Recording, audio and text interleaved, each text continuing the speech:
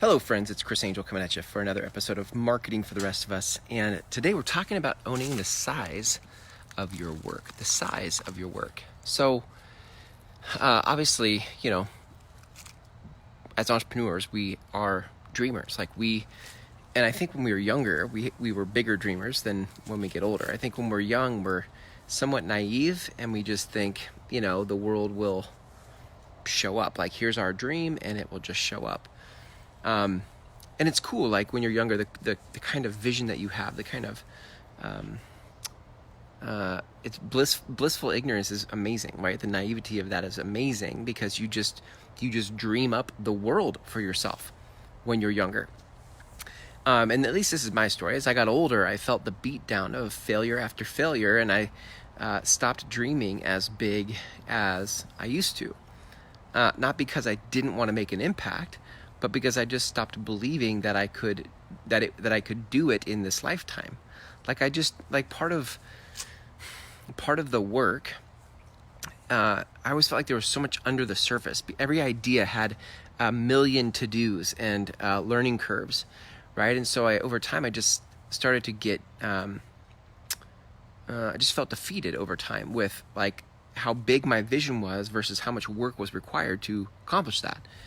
And so I started dreaming smaller.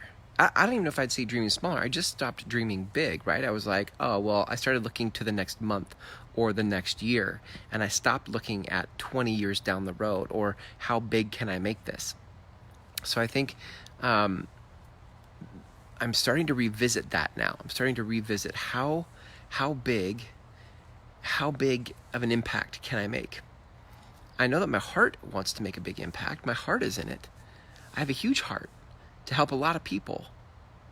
So now it's getting the limiting beliefs out of the way so that I can just keep showing up and moving in the direction, right? Taking the right steps to make it big. So the question comes down to, can you own the size of your vision? Meaning, you have to really feel into how big of an impact do you want to make. But I think assuming that we had the money to do it and we had the resources to do it, I think our soul wants to help as many other souls as possible.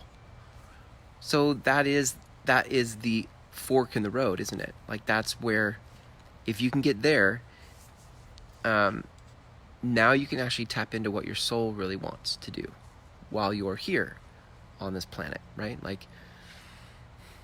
And if you don't tap into that, then what you're left with is the ego or whatever else is getting all the limiting beliefs, all the logic that says, I don't really want to work that hard. I don't really want to manage that many people. All of these things that threaten your convenience. They threaten your comfort. They threaten your safety, right? You're like, I don't know if I want to do that.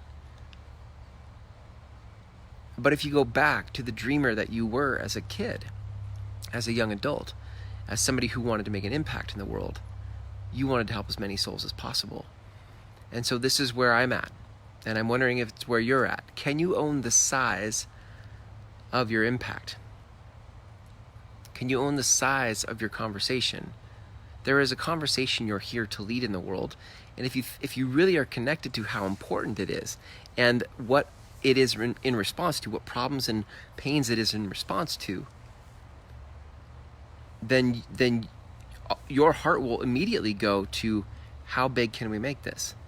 And as soon as you do that, the logical brain kicks in and you start to go, yeah, but I don't know if I want to do that. I don't know if I can afford that. I don't know if I have time for that. So, we'll keep it simple today. We'll keep it short today, right?